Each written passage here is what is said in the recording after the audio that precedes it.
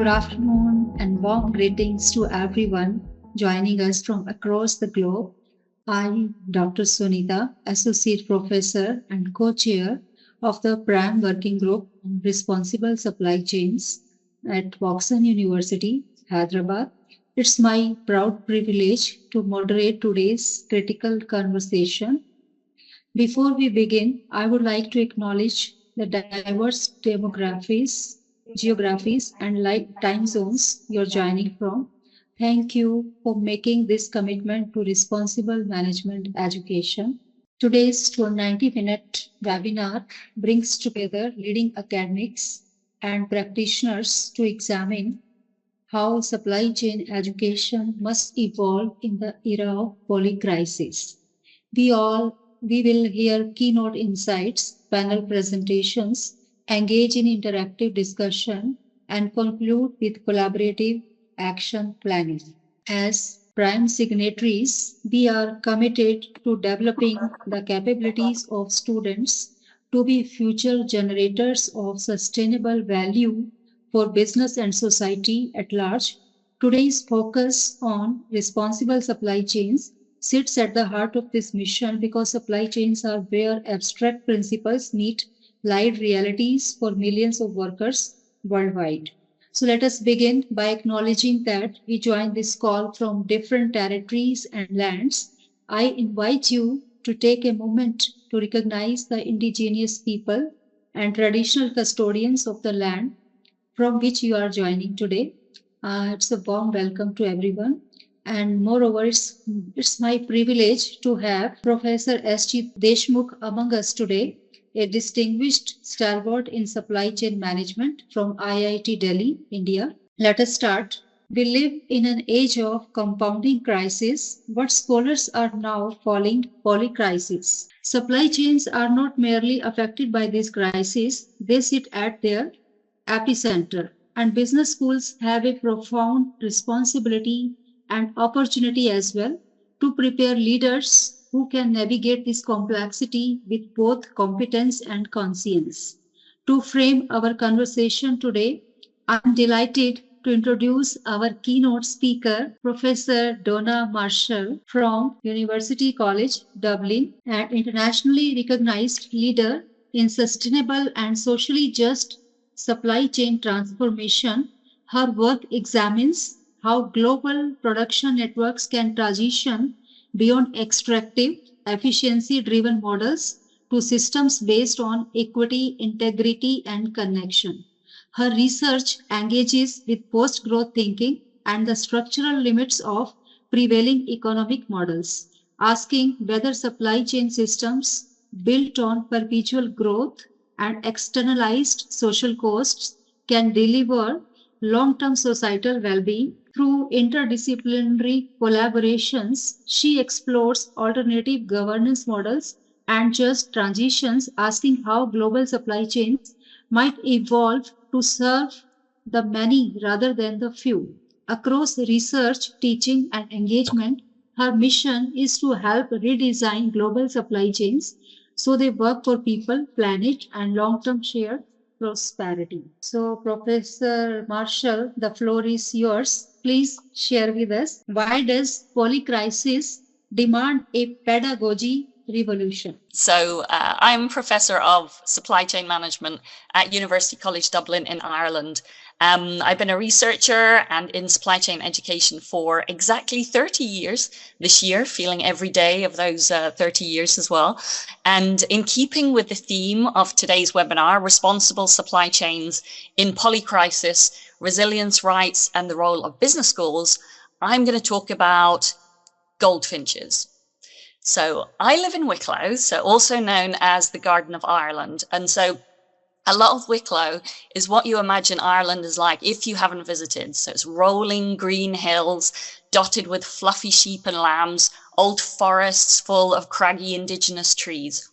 But even in this part of the world, we've not been immune from industrialization and environmental destruction. Right next to where we live, we've got an oil company expanding its operations without planning permission, I might add, stripping out foliage and decimating the homes of plants, birds, and animals.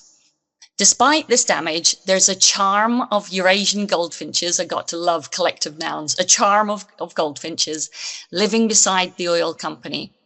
So it's about 10 of these beautiful little birds. So you can always spot a Eurasian goldfish because they have deep red faces, white and black heads, and bright yellow go faster stripes on their wings. They're absolutely gorgeous.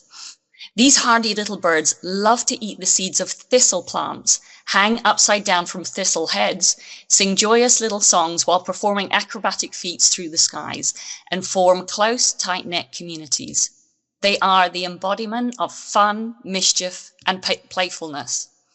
So goldfinches embody characteristics that seem in very short supply these days.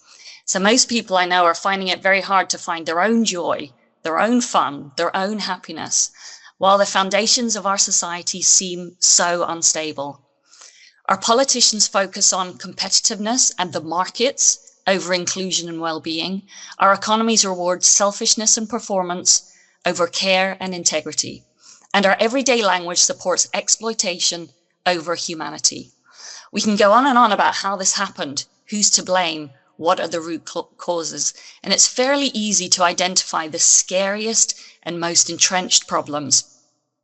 Out of control inequality and exploitation, the tsunami and wildfire of problems that are building because of the climate crisis, nationalism, wars, genocide, actively targeting civilians and destroying entire communities, attacks on everyone, rampant anger, outrage, from large-scale atrocity to daily aggressions. So if we go back 40 years, a little bit before I started in my PhD in my supply chain education, we can see some of the reasons for these changes. We had politicians in the UK who wanted to eliminate the idea of society. In the US, a president who ensured that the media and publishing no longer had to take a balanced view. Even cruelty became entertainment, as figures like Simon Cowell became cultural icons because humiliation, bullying, and aggression were framed as honesty, expertise, and strength.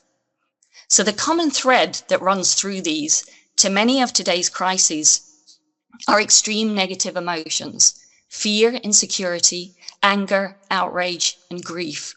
And these emotions don't stay at the level of individuals. They invade our politics, they invade our media, our institutions, and even our relationships with each other. So the architecture of our societies is our communication systems, the stories we tell, the behaviors we reward, the language we normalize, and the things we choose not to see or talk about. Shock and outrage are powerful forces. We react so strongly to negative extreme emotions that it causes changes in our physiology. Repeatedly, we become addicted even when it feels awful. Over time, extreme behavior loses its shock value and starts to feel ordinary. We become exhausted, overwhelmed, and powerless in the face of the relentless march of noise and hate. And the scaffolding holding much of that architecture together is education. But at the moment, even our education systems feel undermined, uncertain, not fit for purpose, and even vilified. So it's easy to see why people feel immobilized in the face of such enormous issues that are not only difficult to see, but almost impossible to understand or think about changing.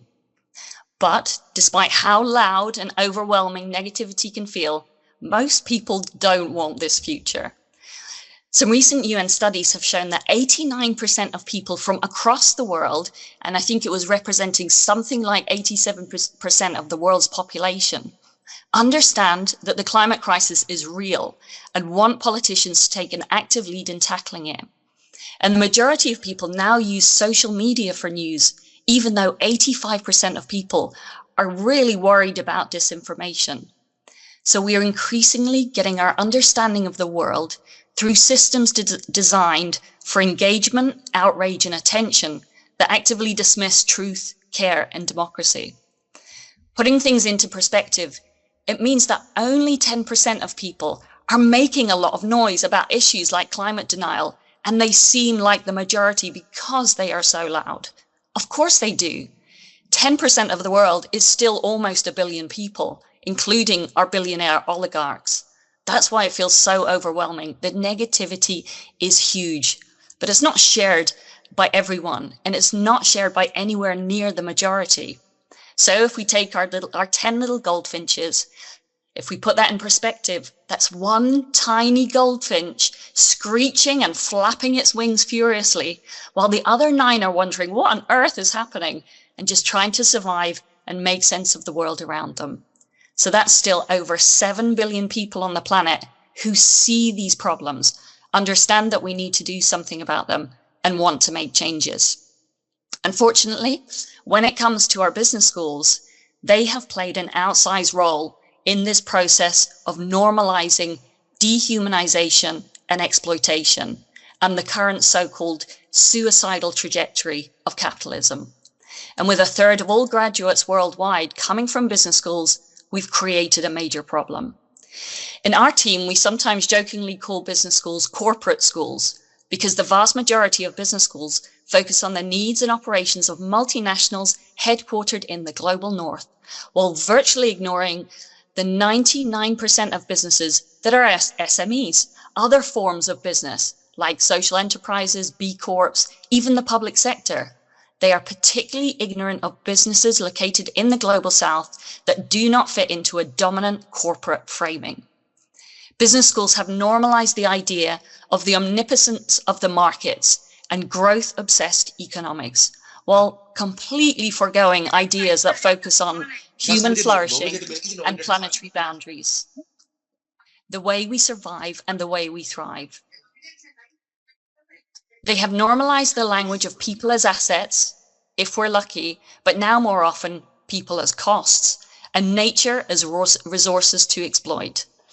And much of business school knowledge and texts ignore the majority of the world's populations who do not even live or work in the global north. In many ways, they have systematically stripped people and nature of their value, dignity, and well-being while claiming to improve the world. We know that through years of research, diversity is fundamental for resilience.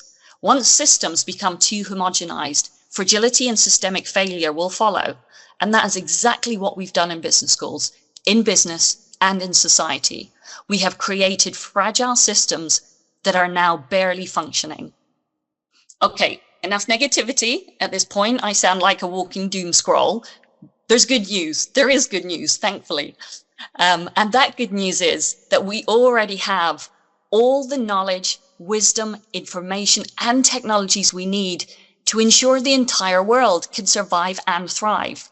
We are only bounded by the limits of our imagination, the will of our governments and institutions. And despite all the doom and gloom, I still have so much hope in people. As Justin Welby, the Archbishop of Canterbury, said, people are of infinite value. Most people want fairness, dignity, connection, and meaning. And people are starting to realize that they have power and that by working together, we can create real change. That's why initiatives like the UN Principles for Responsible Management Education matter so much. If business school rhetoric has been the problem, the PRME is the antidote. So the PRME has the playbook, the Impactful 5, which asks us to make education interactive, meaningful, engaging, iterative, and joyful. So what that means is we need to engage with our students and each other, just like today, with these types of conversations. We need to identify solutions from different contexts and experience. We need to honor different forms of knowledge and critically reflect on what is treated as dominant, legitimate, or important. We need our students to feel curious enough to take risks, to experiment, to make mistakes, and to rethink old assumptions. We also need to create communities, not competition, where students learn how to lift each other up when times are hard, and that real leadership is in helping and inspiring others, not just advancing yourself. We also need to celebrate different perspective, practices, and cultures, rather than treating one model of business or leadership as universally superior. And most importantly, we need to foster joy and well-being, delight, excitement, enthusiasm, passion. We have to work these emotional muscles in opposition to the constant bombardment of negativity that many people experience day after day. And as educators, we have to move beyond simply transferring information and toolboxes and instead help others create their meaning, their purpose, and connection. We need to model responsible leadership, not just lecture students about it. And we have to resist one-size-fits-all education in a world that's becoming much more uncertain and rapidly changing. Now, let's just take a minute and imagine how that ripples out from you to your students to the world they connect with, the world they shape, and the world they inform. Imagine that for business. Imagine that for the public sector, for government. It's not only possible, it is happening. In some business schools in different parts of the world, we are incorporating local indigenous knowledge into our courses. We are encouraging our students to take not just a business, but a moral and ethical stance on decision making, to get in touch with their emotions, including joy and happiness and their sense of right and wrong, to not just challenge, but overcome traditional thinking and create a new way of working and being in business. So you're probably asking yourself, what exactly did goldfinches have to do with responsible supply chains, crises, resilience, rights, and business schools? Well, not very much, but also just about everything. I would encourage each of you to be like a goldfinch. These little miracles eat from plants most people dismiss as weeds and try to destroy. They're incredibly social and inclusive and even have special bird calls for their buddies when they find seeds or insects so that everyone gets to join in the feast. Their plumage doesn't discriminate between male and female, and everyone has a hand in equally raising the next generation. And they don't do anything in half measures. Despite their tiny size, they're only about 12 centimeters and 15 grams. They wring an outsized place out of the world with their exuberance, light, and playfulness. So, be like the goldfinch, whether in business, in education, as a student, as a human. Hang upside down. Be playful, mischievous, and curious, and wring joy out of every encounter. Introduce your friends to all the best stuff. And when you want to create change or fight for something, bring people with you. As Rebecca Solnit says, heroic struggle happens together. And thinking of others is a brilliant way of fulfilling yourself. So that's a goldfinch double win. But most of all, take joy seriously. Understand that beauty, connection, and playfulness are not distractions from life. They are the reasons for living. And despite how bleak the world can sometimes seem, be your own act of defiance and channel your inner goldfinch. Thanks very much. Thank you, Professor Marshall, for that compelling framing. You have set the stage brilliantly. The old playbooks are insufficient, and business schools must rise to this moment. Our first panel brings together two critical perspectives: practice and emerging academic leadership. We will explore the tension that sits on the heart of the responsible supply chain today, that is, resilience and rights. So, first of all, we will hear from Mr. Dhananjay Krishna, Senior Associate Vice President for Sourcing at Coromandel International Limited, part of the Murugappa Group. Mr. Krishna specializes in procurement of fertilizers and raw materials, supporting operations across more than 1,100 agri-retail stores and 20,000 dealers across India. He will share insights from the corporate front lines, how organizations are navigating polycrisis while striving to maintain supplier commitments and human dignity. Mr. Krishna, please begin. Yeah, thanks a lot for giving me this opportunity. Thanks, Sujit, in particular. So, as the topic says, responsible supply chain in current crisis time. I mean, this is the apt time uh, to discuss these current challenges and how, as a sourcing perspective, as a sourcing professional, how we should uh, try to tackle it through different strategies. So, coming to the context of current global crisis, and it's actually last 4 or 5 years post-COVID, we have seen multiple disruptions of this kind of happening around the world, starting from, COVID, then Russia, Ukraine, uh, disruption started, followed by, Red Sea crisis and all that. So, world has seen last 5 years, and actually it's a very perfect time to, experience these things. These things are the best times to learn. So, today's world is actually, fragmented in terms of trade, in terms of, geopolitics. In addition to geopolitics, we also have, climate disruptions happening. We are seeing only, La Nino effects. These disruptions is also leading to, shipping choke points, which is ultimately finally leading to, logistics problem across the globe. And then overall, these all are impacting your energy and commodity price cycle across the globe. So, just for an example, if I give you an example of recent crisis of Strait of Hormuz closure, from Indian point of view, almost 80-85% of energy and fertilizer raw material comes from this Strait of Hormuz. And 40 to 50% of finished fertilizer comes from there. So you can understand how, a strain it will put on overall supply chain of fertilizer raw material, fertilizer production, not only fertilizer production, also chemical production, and seriously denting food security efforts which governments take. So times are very tough. We have, if you track your commodity pricing last 5-6 years across energy, crude oil, metal, LNG, and fertilizer raw materials and fertilizer per se, but prices have fluctuated a lot. I mean, the dispersion between min and max, which we have seen in peace times. When I say peace times, I'm meaning prior to 2020. So the min-max dispersion between peace times and now is multifold. For example, for a commodity of ammonia, when the spread of min-max is $20, currently it is $100. So you can understand the five-fold impact which current industry is facing. So how do we mitigate those challenges? So sustainability, I feel, is the key word here, and you have to place our sustainable strategy across different value chain of our organization. When I say value chain, I am primarily talking about manufacturing, sourcing, sales and marketing, and then overall ESG compliances, environmental compliances, all that. So each pillars of a manufacturing setup or a manufacturing industry organization has to play its part and create value out of it.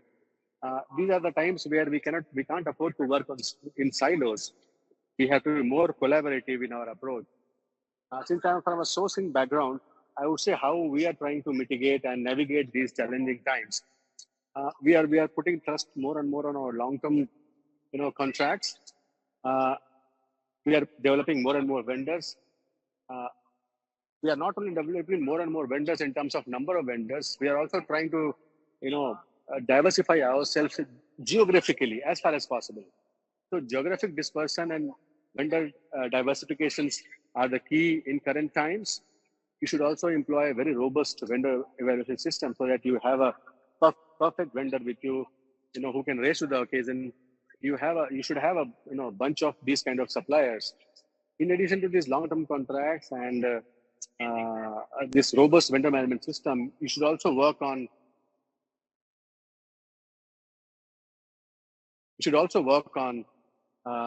backward integration.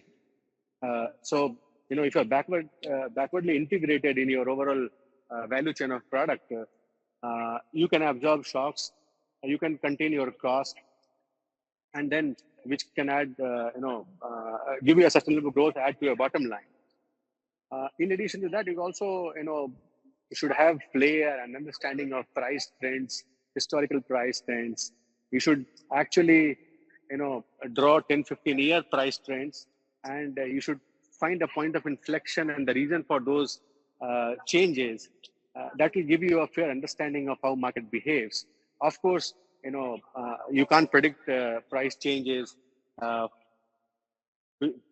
resulting from a black swan event. So I'm saying you should have an understanding of price directions for each commodity, starting from energy or whatever input material you are dealing in.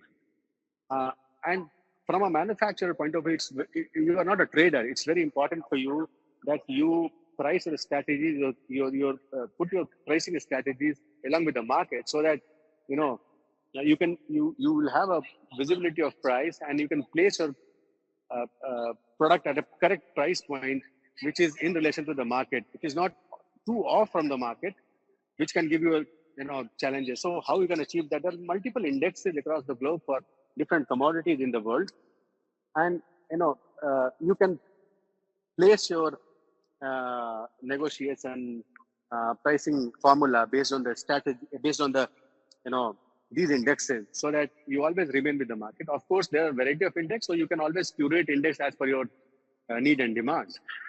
And of course, when you negotiate, look for some value addition in terms of payment terms, in terms of shipping advantage, shipping relaxation terms, so that you can avoid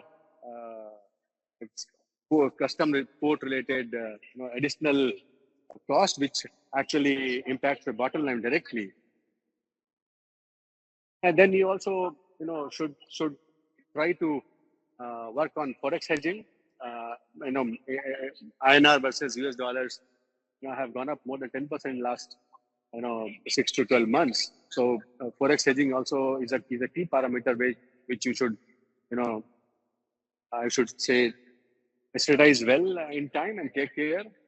And then of course you should employ different data-driven insights, different data-driven market response mechanism you should put in place, so that you should be agile enough, nimble enough to take immediate calls. At the same time, for a product which are very highly volatile, you can always choose to have not fully covered on contract. You can keep certain exposure to a spot open, so that when the price dips happen, you can take advantage of that. You can also employ strategies of substitution of products, substitution of raw materials, through value engineering and through re-engineering of mechanical equipments and all that. So this is something these strategies you can place about your sourcing. From manufacturing point of view, you should have your preventive and predictive maintenance systems well in plan, so that breakdown maintenance doesn't happen, which actually adds up to loss of time and cost. Your production line should be flexible enough to quickly meet your customer demand, quickly adapt to your finance demands and marketing demands. Depending upon your margins, you can place your products, you can change your products lines. And while you do all this, you should also take care of your ESG compliance, because that at times they become very nuisance things to handle, and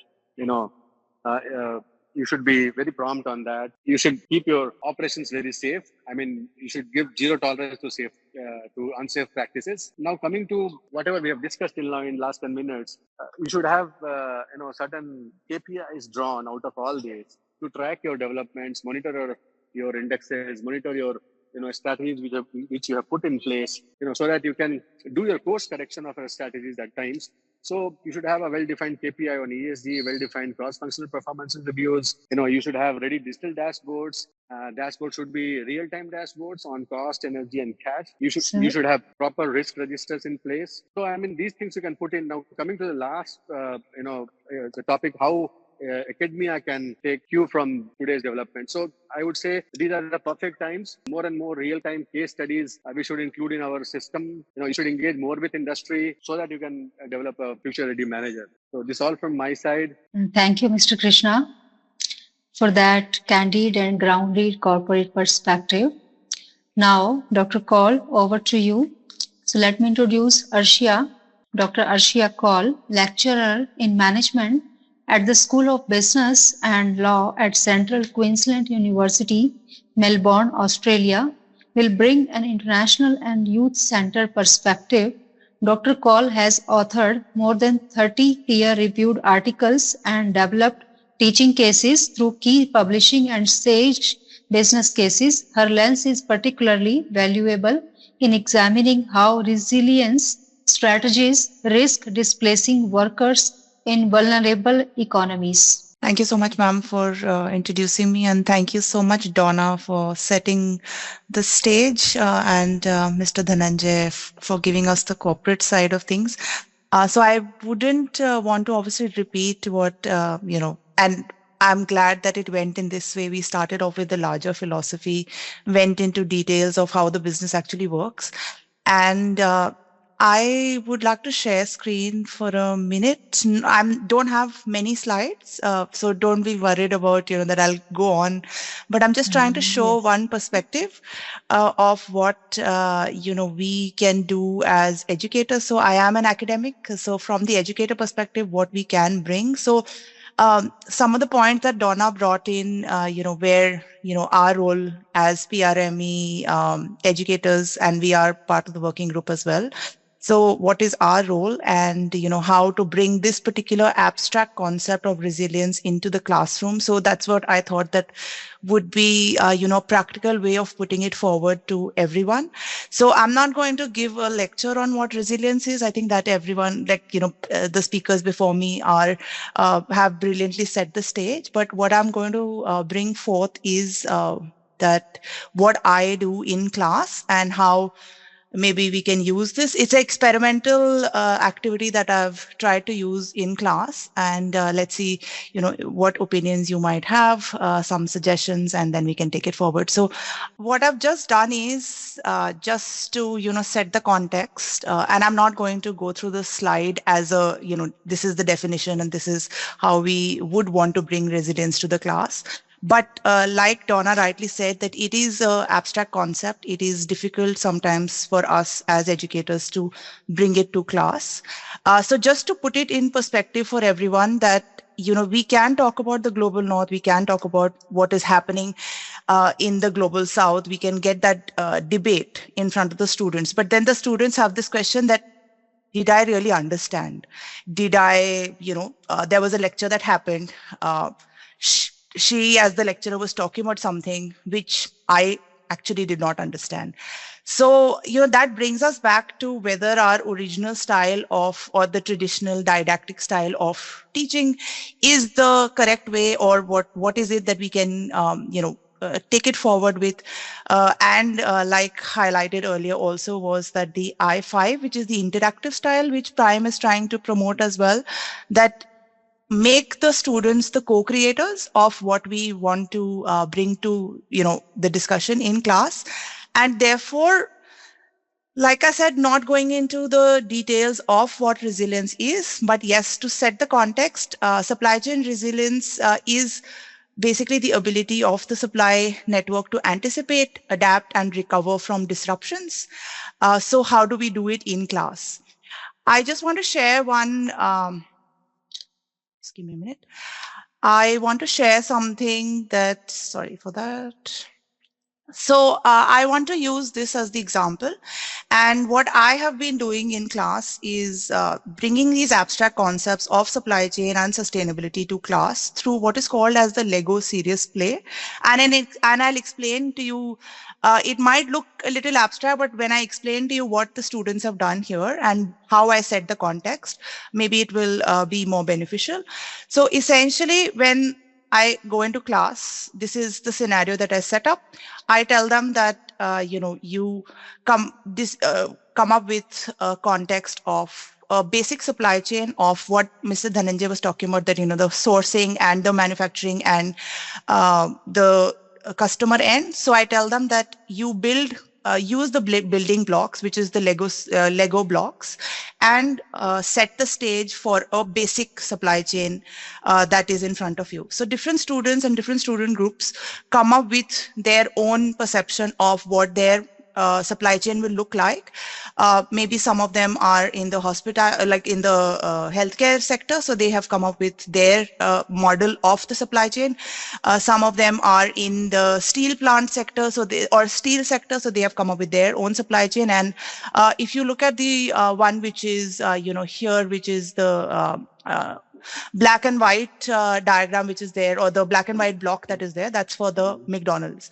So essentially, the idea here is that you give them the setup of what the supply chain is, and then at every stage, make them develop that story of resilience. So when they've come up with their basic supply chain story, they come up with the blocks, they come up with the plan of the supply chain, and then as a storyteller or a facilitator, they tell you what they mean or what they have to highlight in the supply chain, and then slowly give the live demonstration of what the disruptions could be. So for a healthcare setup, for example, in COVID, I would say to them that you don't have now the resources of a particular factory. The factory has shut down. So from the model, they will come up, or they'll remove their manufacturing plant. Then they have to come up with a live demonstration of how their supply chain changes. So essentially, why I'm showing you this is that the concept of interaction, making the students actually learn the disruptions through the modeling technique, is what we've been doing in class. Just by giving them, a definition like this may not help. So the previous one, that, resilience is X, Y, Z. This is what is happening. This is what is happening in the setup of any of the companies. When they come into the class, when they interact, and they build up these blocks for their supply chain concepts, and we give them like a live demonstration of the discussion of how disruptions can take place, they realize and they interact readily with the groups. That's one aspect of it. And they actually enact resilience within the class themselves. So they adapt, they change, they recover from the disruptions, they come up with their own solutions. And also, to give you a context, since it was ma'am highlighted that it's an international context, I have students from different regions, and those students essentially come up with their examples of where they're working in or what they're setting up for. So they give live examples, and that interaction helps to bring those abstract concepts to life. Just to give you the example of what these blocks are telling you or what the setup is. So on the left hand side, the student had tried to show a model of a hospital supply chain, where they are trying to show from the blocks or from the setup that the hospital has disruptions in different their different departments, and how different departments have come together to make the supply chain of the healthcare setup work.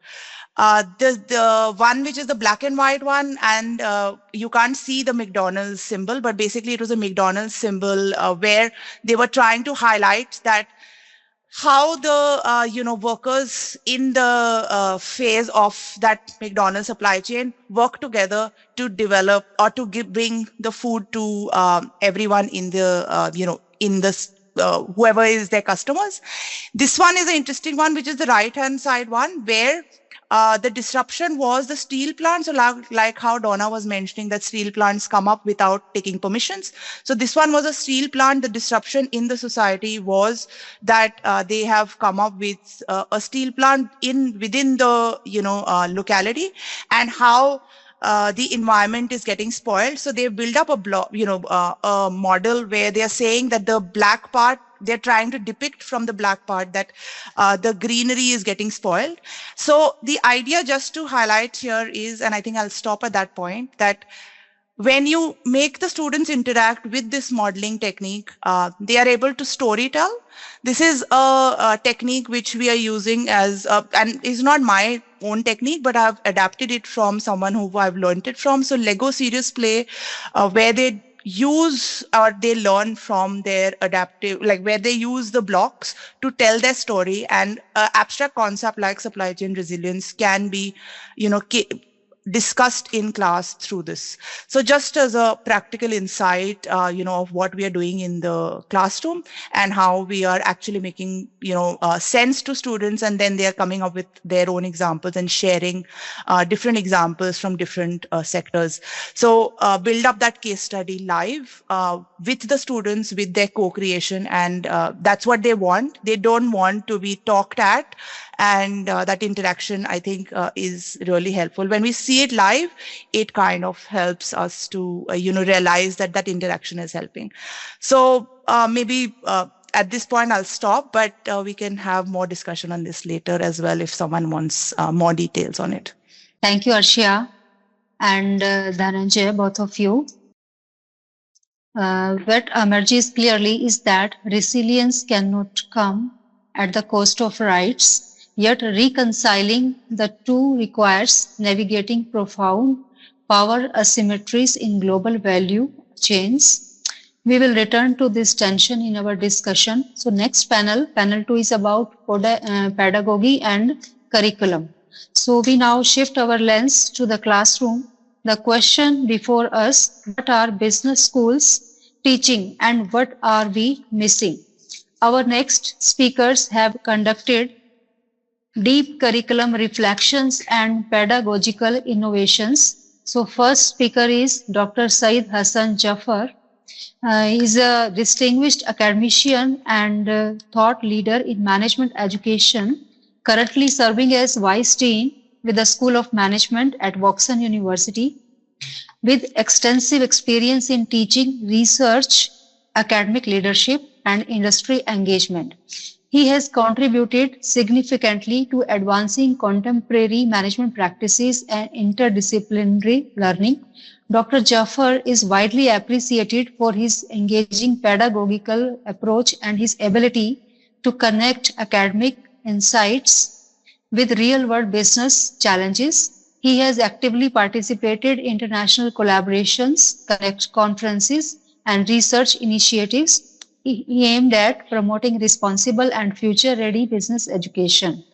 Through his scholarly contributions and mentoring, he continues to inspire students, researchers, professionals, and forward towards ethical leadership, critical thinking, and impactful decision making in an increasingly dynamic global business environment. So I welcome Dr. Said. Please. Thank you so much, Dr. Sunita, for your introductions, and good afternoon from India. So I think the things which we have to talk about is business and the teaching in the business schools and how responsible supply chains and other things is incorporated. Before moving for the topic exactly, I would like to highlight a few points. To start with, if you're as a business schools, one of the important responsibility which we hold is to train the students and make them ready for the industry. And how we are looking at the students and how we are looking at the industry perspective, that vision is very clear and should be very clear with all the management leaders and management education leaders' mind. So how we treat corporates is our customer, not the students. The raw materials are the students, which we are preparing them here in the campus in academics and management educations. They're going to perform for the industry, and that they are going to create their life and serving to the nation after placements. So in business schools today, they're increasingly using sustainability, which I can see in a couple of years, ESG, CSR, SDGs, ethical practices, and responsible management in the curriculum. Now, PRME signatory schools in particular are embedding the responsible management educations through interdisciplinary teaching, experiential learning, stakeholder management, and sustainability focused research. The courses which is being incorporated in recent past and is a part of the management education is supply chain, sustainable supply chain management, then ESG and responsibility, supplier accountability and traceability, human rights and labor standards, digital transformation and supply chain, responsible procurement, and SDGs alignments. Along with this, the PRME responsible supply chain working group. If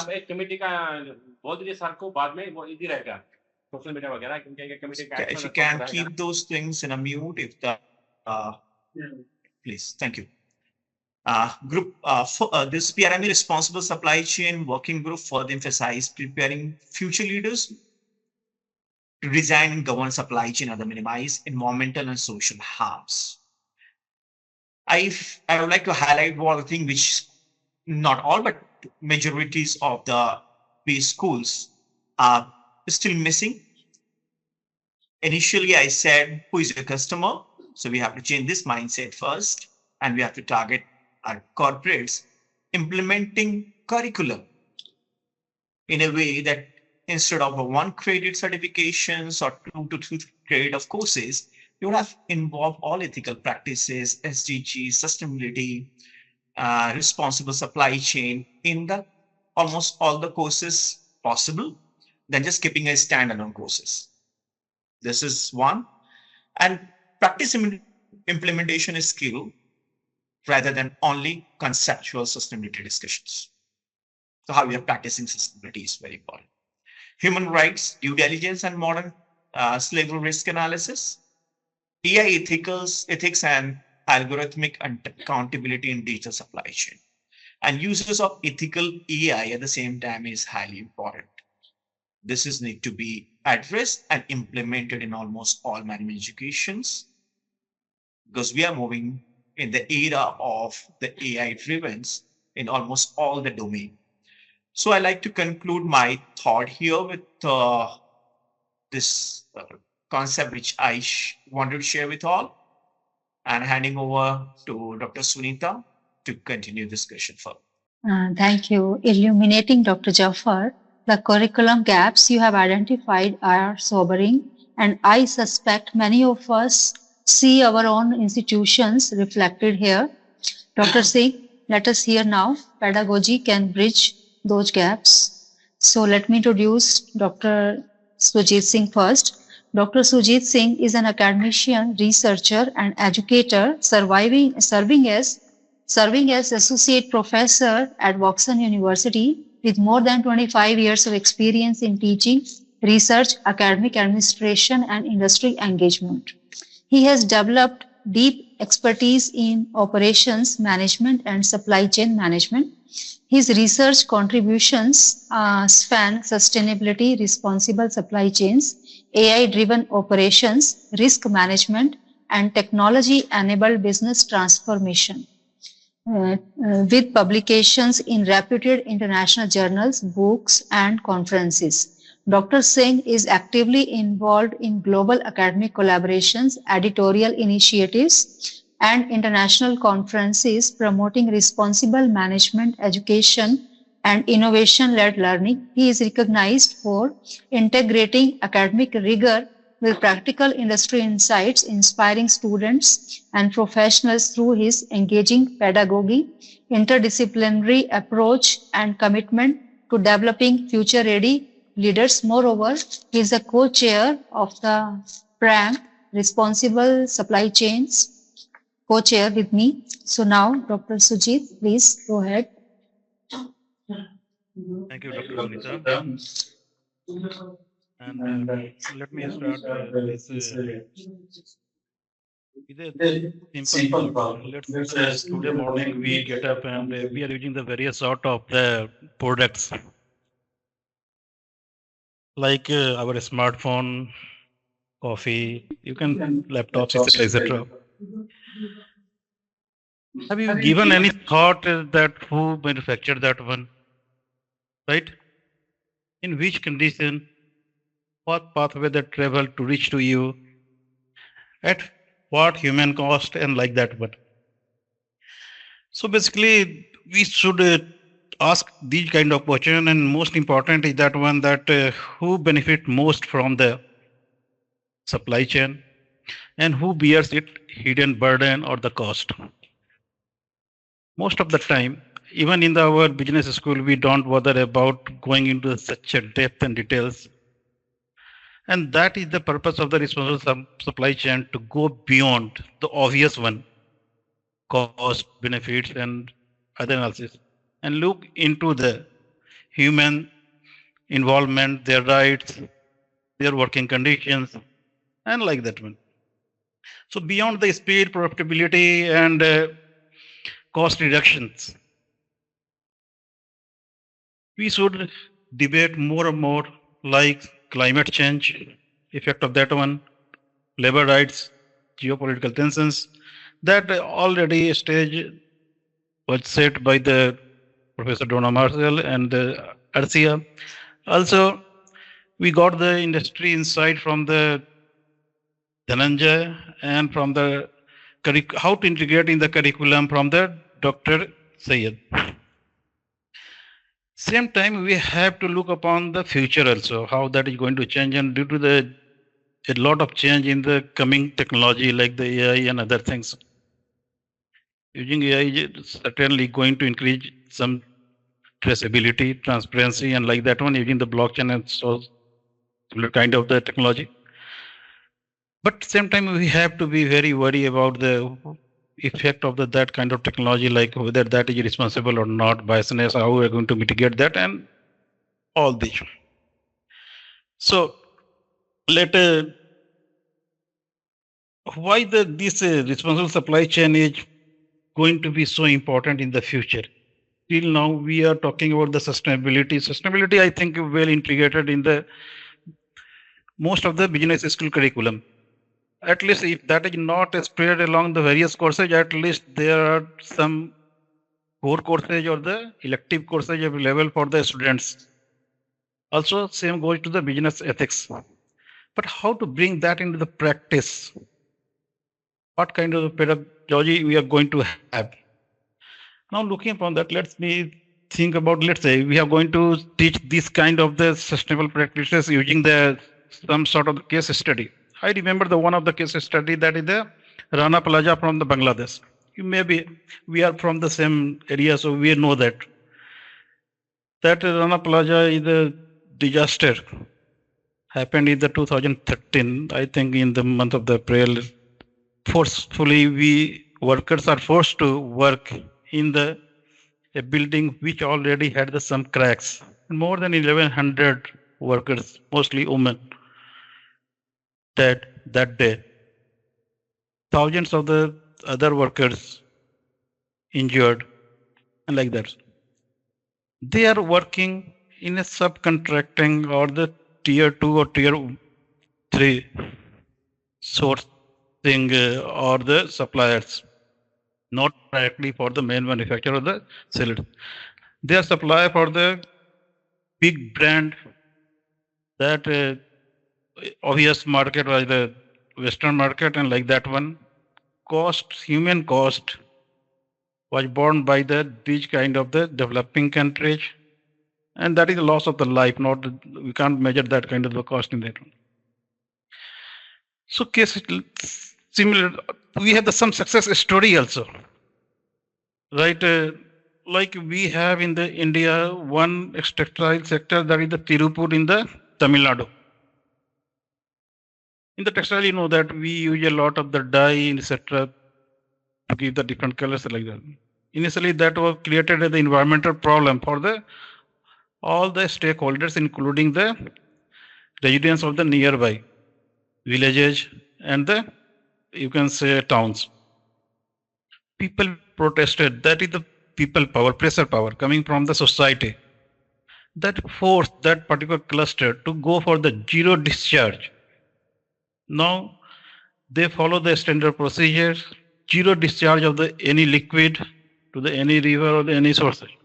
So we already seen some success stories, how to mitigate and how to include this kind of the concept. These kind of the cases are going to help a lot in the understanding how to inculcate the responsible supply chain management in our future leaders. Now, that is the one aspect, one pedagogy of the case study. We have the different, like the role play. Already, storytelling was a very good one example from the Dr. Arcia. Role play, and in that case, we can assign the different roles like the NGO, like the labor union president, and like that various. So in that case, students are going to expose to the different type of the insights when they are going to think on that lens. Another pedagogy can be like bringing the or you can say that reverse mentoring, like bringing the sources, like bringing some farmers, some laborers into the classroom. Look upon their pain, look upon what they want to share, their stories, not only looking from the success story of the big businesses. Some other topic we may include, as per my opinion, like when you're looking on the case studies, most of the case studies are targeted or coming from the Western countries, organizations, whereas most of the production and the manufacturing going on in the south side, global south, whether that is India, Latin America, Africa, and that kind of the regions. Like, so in that case, as I experience, I think very little number of the case study coming from this side, and especially on the responsible supply chain management, highlighting the working condition, pains, etc. If something bigger happened, then only we are going to start the some talking like the Rana Plaza case and like that one. So we have to focus upon the source of the problem. Like we have to look beyond the tier 1 sourcing, tier 2, tier 3, and that is well covered by the prime and the United Nations, going for the scope 1, scope 2, scope 3, like that one. So this kind of the insights is going to help us and finally deliver the whatever we are aiming to inculcate that kind of the skills and insights with our students. We are going to be the future leader. If you are going to train our student only on the basis of how to optimize the supply chain, how to make the profit, how to decrease the cost, and like that one, that is so obvious. That has to be to survive as a business. But that is the technical skills we have. Beyond that, we require to inculcate the ethical concerns. So I think this way we can integrate. We have to travel a lot. Just we are starting right now, and not taking the much time. I want to stop here. If there will be any question, we'll discuss that one in the discussion session. Thank you very much. Excellent, sir. What you have shown us, Dr. Singh, is that innovative pedagogy does not require massive resources. It requires creativity, courage, and a willingness to let students grapple with real ambiguity. Thank you so much, sir. So now let us have a poll now. So I'm sharing a link with you. So please participate in the poll. Everybody is supposed to answer some questions and then it will be displayed on the screen itself. So result can be seen later. So let us continue our discussion. I would like to open with one question for all panelists and then we'll go to the audience. We have heard about regulatory pressures, resilience, trade-offs, and pedagogical innovation. But here is the uncomfortable question: are business schools preparing students to manage supply chain responsibly, or are we inadvertently training them to perpetuate systems that exploit workers and deplete ecosystems? What would it take to shift from the latter to the former? I think I already covered it really in my talk. I think business schools are a huge problem. I think they are based on a very narrow, very dangerous view of the world.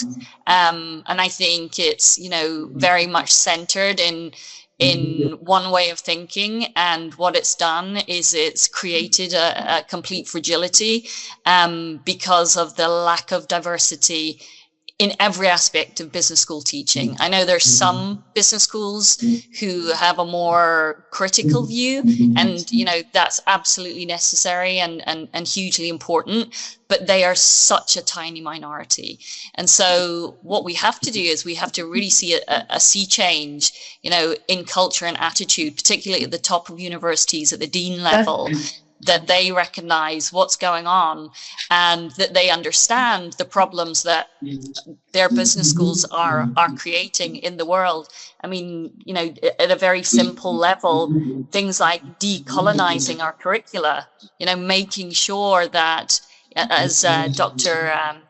Sajid was talking about, that we have case studies that are centered in different parts of the world, different issues, different types of business, and also that show us, what's going wrong as well as what's going right. And I think it's only by coming together and listening to those voices. I think the great thing is in most of our classes is, a lot of us have a very diversified classroom. So, even though it might be hard to talk about big issues, the Mentimeter was saying, is it hard to talk about geopolitical fragmentation? Is it hard to talk about human rights due diligence? Is it hard to talk about climate disruption? It is, and there aren't enough teaching materials out there. But when you have a classroom full of diverse experience, full of huge wisdom and knowledge, there's a repository there that we can tap into immediately. And I think, I have to disagree with Dr. Saeed about making industry the customer. I think even framing everything around customer is exactly the wrong thing that we've been doing. And again, it's back to this kind of neoliberal centric way of thinking that's actually damaging business schools. We're people together with different experiences. We need to bring different contexts. We need to bring different perspectives. Everyone is important, but no one is no more important. And so I think tapping into that well of knowledge and wisdom within the classroom is the first step in, being a responsible leader and getting students to be curious and creative and to understand that the future can be in their hands and the power is in their hands as well. So there's lots we can do, but for me, it has to be, and what we have to have is a sea change in the leadership of business schools, in the way they think, the vision they have for their business schools, for the faculty, and for education into the future. Thank you, Professor. Next question is for Ms. Call. What does international and youth research tell us about who bears the hidden cost of resilient strategies? How do we make that visible in the classroom? Dr. Arshia. I think taking forward from what Donna was saying, one, of course, where is the solution? So we need to make some small changes. That's one, just to add to what Donna was saying earlier as well. That yes, it is difficult, and we have created the problem possibly by creating, our business schools, and those hidden costs are like for resilience. And we know that there is a debate between global north and global south, where we believe, or rather, the cases show us that the hidden costs are kind of reallocating themselves in the global south. So if customers are being well looked after in the global north, there is some problem that's happening in the global south. So that is, the answer to your question, particularly, for the hidden cost part of it. But we can bring forward those discussions, and we can say that that is an issue, but we can't stop at that point. So I think taking forward from what was previously also highlighted, that we have to be the change that we want to see. And yes, say for example, since I am the youth leader, as has been mentioned in the panel, so I might not be the lead, I might not be at the leadership level, but if that small change that I can make in my class, even if I'm teaching, say 50 odd students, and I'm not the head of school or but with together, and SDG 17 in fact talks about partnerships.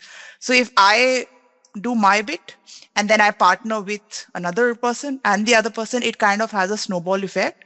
And I think we can, find that solution. It's not that easy. I might be, giving it a very simple picture, and I know that it's a complex, scenario that we are dealing with, whether it's supply chain resilience or we are talking about sustainability.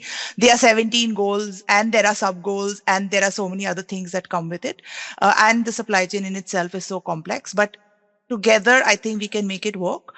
We have created the problem, yes, as human beings, but I think we have also the mind, and the change in mindset can, take us forward. So I think I'll leave it at that. And, that is quite a bit of philosophy in it, but I think together we can make some changes to take it forward.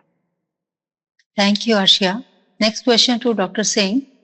How do simulations and live cases create different kinds of ethical awareness compared to traditional case study discussion? Please. Thank you, Dr. Sunita. Simulation is a great tool to provide the different context, right? So if you're going to, let's say, role play, already I discussed. So assigning the different roles to the different participant or the groups in the classroom, etc., and giving some time to, they should put themselves in that shoe and come up with that. In simulation, what we can do, we can divide the different stakeholders, and we will I do in the class, give the crisis conditions or some insights, like a viral negative video about the particular brand, how they are going to mitigate the effect of that one, and like that. Okay, so this, let's say, we are going to get the different perspective from the, let's say, owners, top management, worker, etc., how they are going to view that particular problem from the different lenses. They will come with the different answers depending upon their own perspective. And this way we are going to have a complete, not so complete, but a good varied perspective from all the persons. And that give a holistic insight to our students to understand the particular problem, particular crisis from the different perspectives. So like that, we can play in the classroom by introducing the different kind of the crisis. Let's say we have the 90-minute session, and we are going to introduce to the 4 or 5 crises using a hypothetical company or whatever that may be. Like that, we can introduce the case study. Beyond that, in this discussion, we didn't talk so much about the role of the society or the government framework, how they are going to enforce. No doubt, European countries are very ahead in that case. They designed so many rules, regulations, and like that one. And others are going to follow that one. Like in the European Union's corporate sustainability due diligence directives, and from the Germany also we have the supply chain act and like that one. In India also the ESG, SEBI BRSR framework, they are going to implement, but that is very superficial. One issue I want to highlight here, only having the framework or the law, that is not going to help us. We have another stage in the event, that is the corruption. We see that businesses work like that one. Bribing, like in our developed country, in the country having the high value system and great faith in that one, they may be not experiencing that kind of the situation. But in the development, where the manufacturing is going on, we are facing that kind of one. So we have to inculcate that kind of the, you can say, value system of our students, so that they cannot be compromised and like that. Thank you, Dr. Sunita. Beyond curriculum, is there a tension between business schools' need for corporate funding and their ability to teach critical perspectives on corporate supply chain practices? Thanks, Sunita. Oh, absolutely. I think as soon as we have corporate funding, then we're beholden to one way of looking at the world. And I think, that's a real tension for a lot of business schools is, what do you take money for, and what does that do to your reputation? And I think you have to be very, very careful. So in our research team, we don't take money. Our money comes from grants. It's public money, so that we know that we are not captured by one way of thinking. And I think business schools have to be very, very careful. I think the society we're living in. You know, reputation is the most difficult thing to build and the easiest thing to lose. And so when you start to take money from different places, you have to think very, very carefully about what that does to your reputation. Thank you, ma'am. Let us see the results of the question answer session. This is the first question. There is a 64% about responsible supply chain issues. This is the result of next question.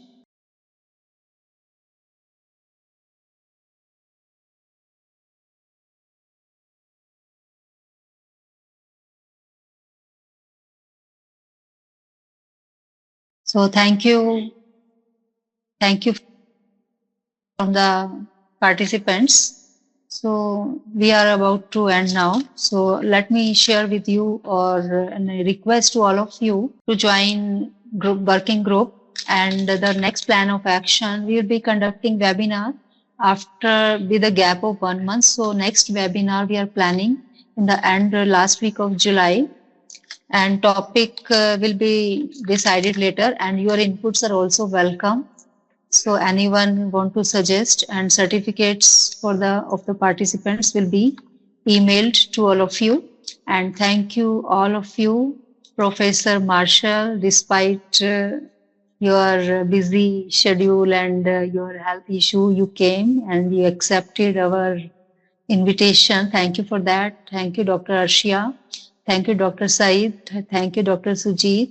Thank you, Mr. Dhananjay Krishna. I thank all of you, our participants, members of the steering committee and members of the working group, responsible supply chain, and all the participants who came together to discuss on a major issue of supply chain and its linkages with the curriculum, business schools. And the next upcoming webinars we'll be going to discuss in different, as we know that supply chain is a vast area. So we'll be up in the upcoming webinars, we will be going to discuss on different other issues. So all are welcome for the next webinars, and thank you so much. Thank you so much.